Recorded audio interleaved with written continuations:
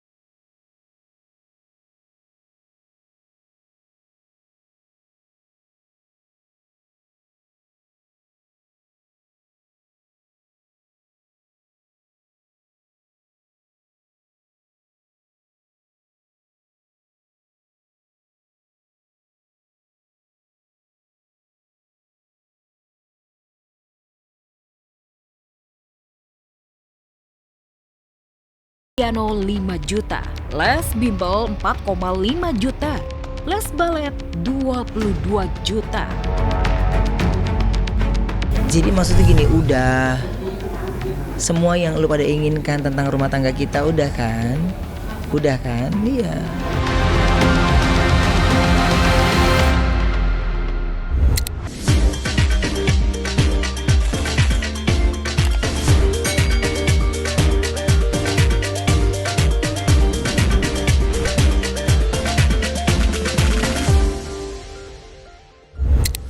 Pemirsa, tensi perseteruan antara Sarwenda dan Ruben Onsu tampaknya semakin tinggi dan memanas ya. Ya imbasnya tentu aja mereka berdua mengalami banyak kerugian. Kalau saya delik lebih dalam lagi, ini kita melihat dari materi ya. Kayaknya emang Sarwenda tuh lagi banyak banget kerugiannya. Disebut bakal di blacklist dan bahkan banyak brand yang kabur dari doi nih ya. Dan makin stres lagi kabarnya sang ibunda jatuh sakit. Nah kira-kira ini nyokapnya sakit gara-gara sedih gitu nggak ya? Melihat putrinya lagi dirundung sama netizen se-Indonesia Raya. Dan tentu aja karena Sarwenda dan Ruben juga masih bertikai. Mungkin itu penyebabnya kali ya. Dan kalau ada pepatah atau istilah nih ya, mungkin aku mau coba kasih agak sedikit kata-kata gitu ya. Biar suasana agak lebih kalem dan juga lebih adem lagi. Nih pemirsa coba dengerin dulu ya. Ada burung merpati terbang tinggi, hinggap sejenak di pohon jati. Kalau bisa jaga hati, jangan sampai ibunda tersakiti.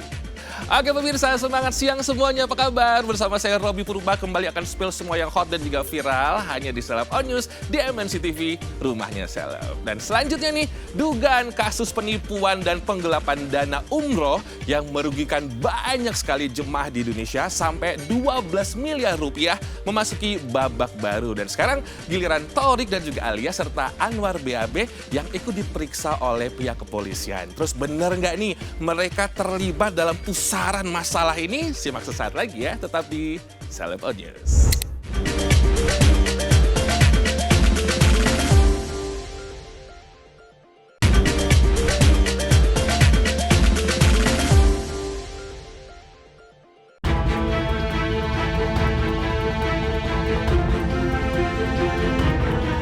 Mimpi indah Pasutri Thorik Halilintar dan Alia Mas Said untuk menunaikan ibadah umroh ke Tanah Suci lagi bersama dengan sang buah hati belum akan terjadi.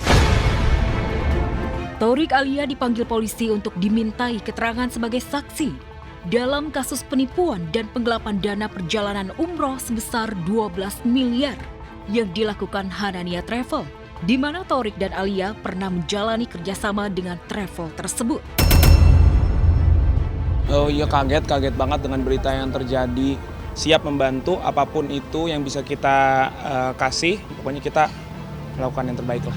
Semua kan jadi pembelajaran. Insya Allah lah kalau balik lagi ke Tanah Suci kan nggak mungkin trauma ya. Ya semoga berjalan dengan lancar lah. Setali 3 uang dengan Thorik dan Alia. Komedian Anwar BAB juga diperiksa penyidik Polda Metro Jaya terkait kasus yang sama. karena menduga para selebriti dan influencer yang di-endorse mendapat aliran dana dari Hanania. Bahwa saya Anwar tidak menerima sedikit pun aliran dana dari travel Hanania. Saya ditawarkan bentuk kerjasama dengan Hanania adalah barter. Jadi saya berangkat tidak mendapatkan uang, hanya mendapatkan uang saku. Uang saku yang sudah saya terima, sudah saya serahkan kepada pihak kepolisian guna untuk memulihkan, insya Allah ya, memulihkan jemaah-jemaah yang berdampak yang tidak bisa berangkat.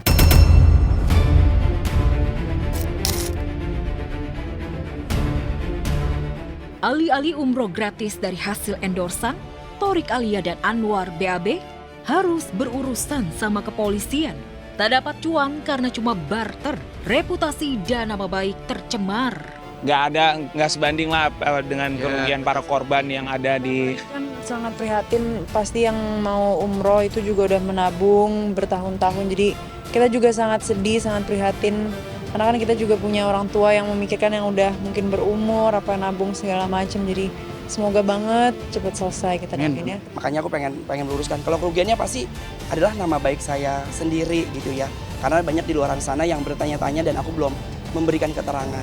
Saya titip ya, saya minta keadilan untuk seluruh jemaah yang nggak berangkat. Karena kalau Anwar lihat jemaah yang nggak berangkat itu kan gak sedikit ya.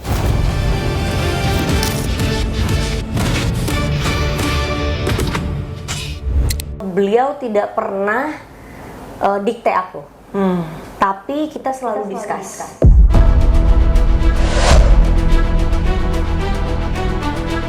Jagat media sosial mendadak geger ketika pedangdut Cita Citata atau Cita Rahayu menggugat cerai suaminya Didi Mahardika. Isu tersebut makin panas saat publik mengaitkan dengan rumor adanya KDRT di balik prahara rumah tangga Cita dan Didi. Lantas, benarkah surat gugat cerai sudah resmi dilayangkan ke Pengadilan Agama? Masih kurang lah, banyak kurangnya. Banyak aku kurangnya, banyak. Namanya manusia tuh pasti tempatnya kurang. Kalau udah sumbernya dari yang nggak jelas, udah pasti itu yang nggak jelas gitu kan. Ya, rumah tangga yang dibangun 4 tahun lalu itu memang masih terhitung baru. Usai menikah dan meski belum juga mendapatkan momongan, baik Cita dan Didi terbilang jarang mengekspos kehidupan pribadi mereka ke publik. Pasalnya Cita dan Didi menikah diam-diam, hingga Cita akhirnya memamerkan buku nikah resmi di akun media sosialnya.